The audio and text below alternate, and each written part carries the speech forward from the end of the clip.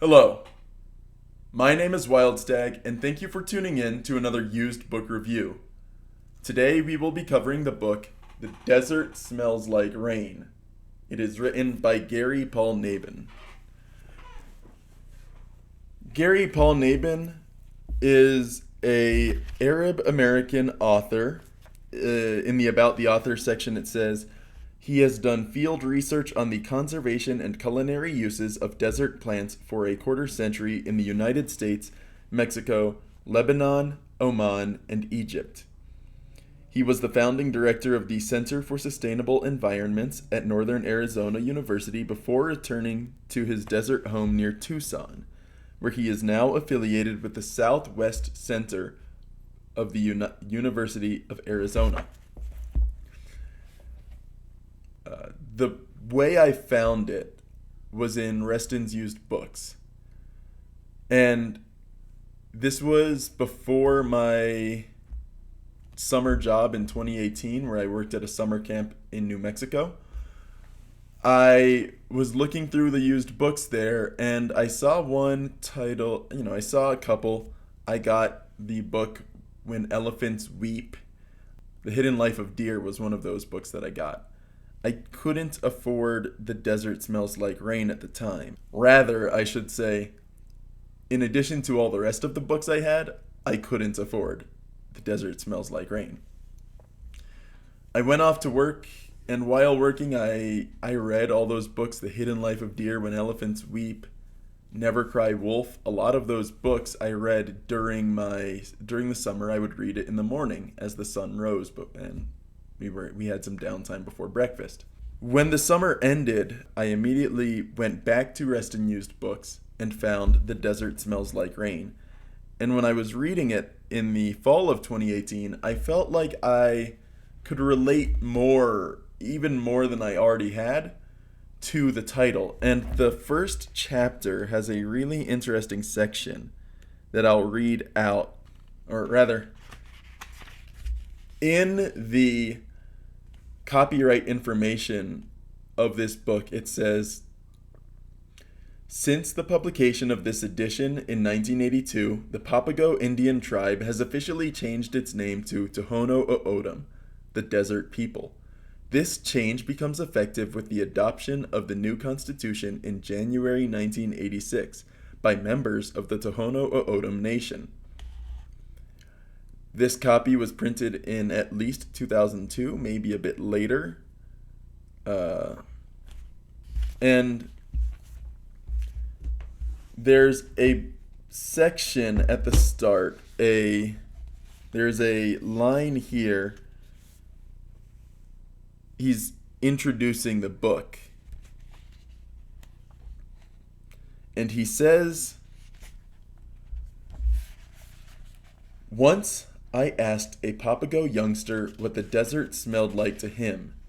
He answered with little hesitation, "The desert smells like rain." His reply is a contradiction in the minds of most people.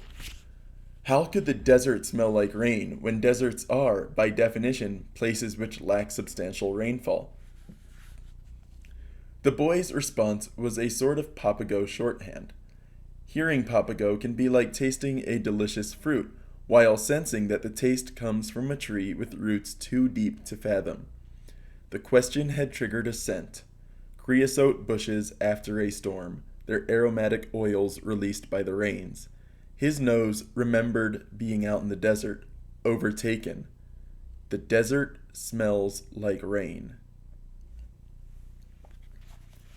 So that's how the book starts. This is barely the first chapter, and you've already had the moment that gave the book its name. But when I read that, I first read it before the summer of 2018. I was reading the book just a bit to see if it was the kind of thing I would like to read. And I read that. And the reason why I immediately, after getting home back to Virginia, went to that bookstore to get this was because I had been thinking about the name of this book, and I thought the entire summer, I'm going to go back, I'm going to read it, I need to buy that book.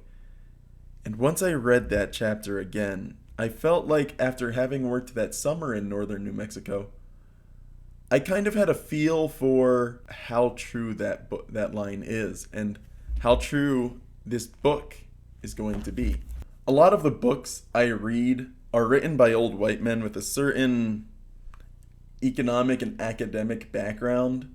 A lot of them are journalists or naturalists, amateur scientists, people that are interested in the world but don't have too precise knowledge about the scientific things.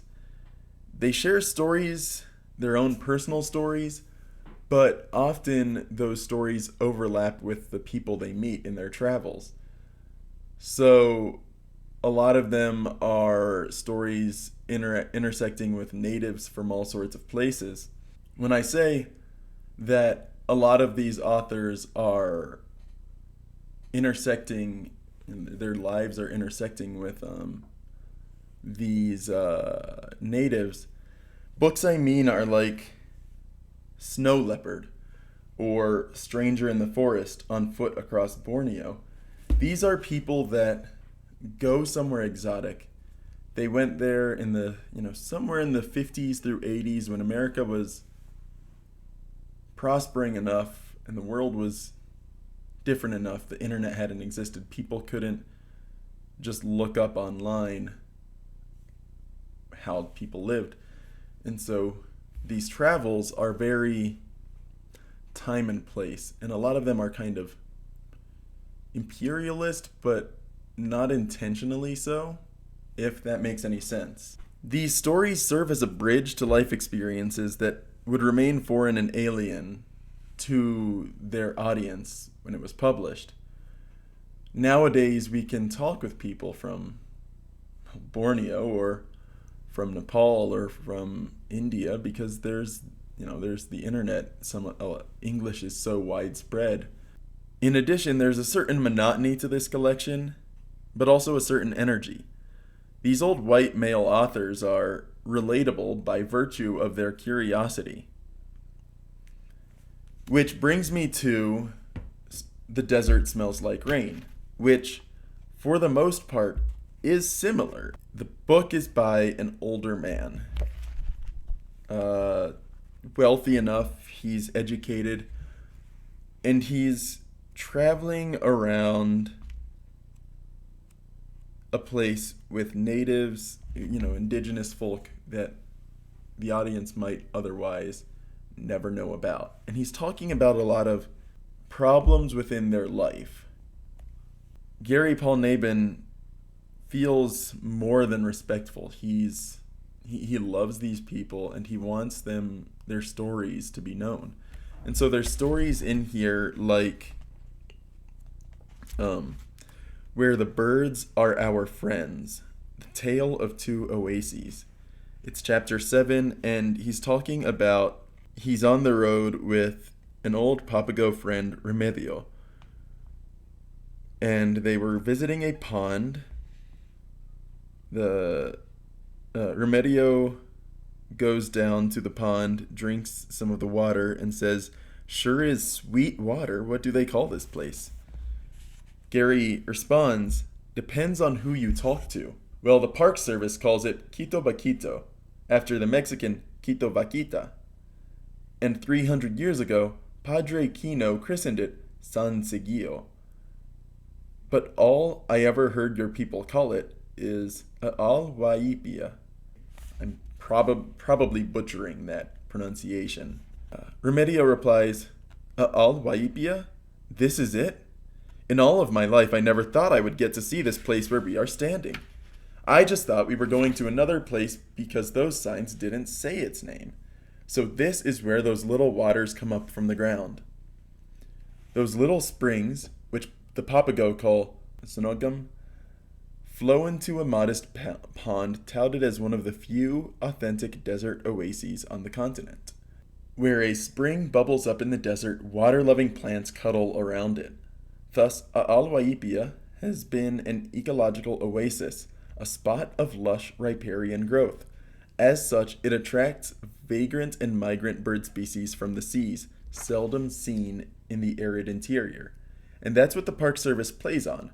They offer us a cool, shady sanctuary where we can sit and watch birds and ponder over a little pond filled with endangered desert pupfish. But unfortunately, A'al is no more than a shadow of what it once was. To sense its historic significance, one must go to another place, off the beaten track, a true Sonoran oasis 30 miles to the south of Organ Pipe Cactus National Monument in Old Mexico. Kitowak. And so this chapter is about something that is kind of known in modern thought. Nowadays, when people hear that when the white European settlers reached the West, they saw these virginal forests, untouched lands, and thought this is something we can use. And nowadays it's thought of and understood that those lands were managed and moderated by natives. A'al Waipia is similar. He discusses this place, these oases, where it turns out there was such a variety of birds and riparian plants. For A'al Waipia was formerly a Papago settlement too, with 6.5 acres of crops and more of orchards. Geographer Ronald Ives put it simply: it is reasonable to believe that this settlement, situated at a perennial spring, has been continuously occupied since man came to the area. By the time Gary Paul Nabin and his friend Remedio make it to this national monument, what they see is an oasis with a few cottonwoods and a few willows, but not too much else. The fruit trees have a bit of leaves, but they're dying. The spirit of that place is gone because the natives have been removed. The Tohono O'odham peoples, the caretakers of this oasis, were removed from the land. Without their caring hands, the oasis changes.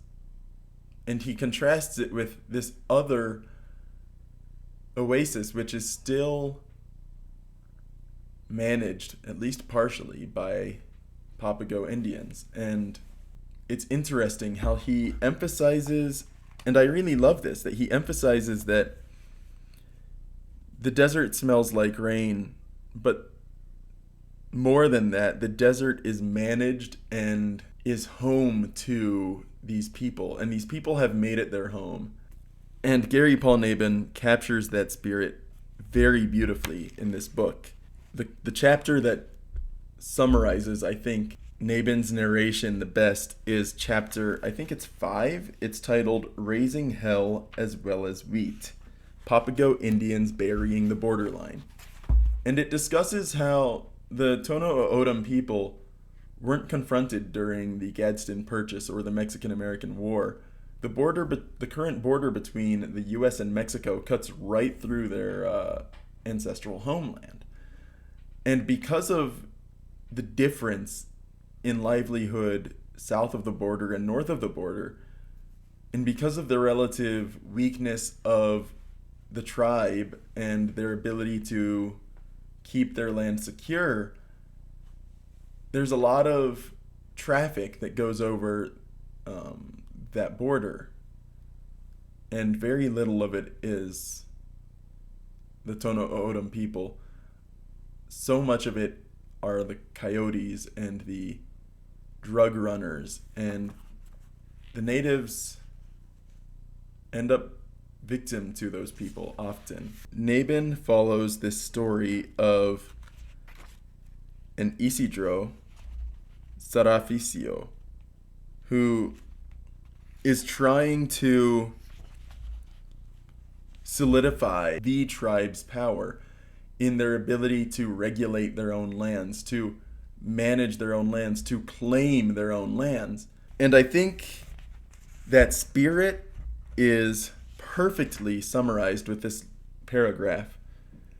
In a meeting with U.S. Customs and other authorities, the Papago once expressed the danger to land and life that the border's proximity created for them. who was ultimately to be responsible for patrolling it and for protecting residents from damage. One by one, the government agencies replied in their best bureaucratic jargon that they each had partial jurisdiction, but that it was the duty of the particulars living along the border to maintain the fences and to keep aliens from illegally crossing onto their lands. Isidro stood up and roared, "Then if it is up to us, we will tear your border fence down." After the resolutions passed, Isidro began to concentrate on the land rather than its legalities. To keep the right to land in Mexico, you must work it. Land abandoned for more than 2 seasons can be claimed by squatters or ejido cooperatives who can then stay on it for as long as they use and improve it. While Isidro had been working in Arizona with resolutions and documents, he had been worried that his homestead might be confiscated. The fruition of his wheat planting and the passing of the resolutions coincided. In Gracias a Dios, he began planning for a feast in honor of San Isidro, the agricultural guardian and his patron saint. The next time I saw Isidro, the talk was of pinole, not politics. He spoke, too, of the best time to plant beans and corn. To me, the most beautiful thing is the coming of the first summer thunderstorms. I stay outside and watch the sky. I know it's time for things to grow again. Gary Paul Nabin respects and honors the subjects of this book, and he does everything he can to illuminate their experience for the reader.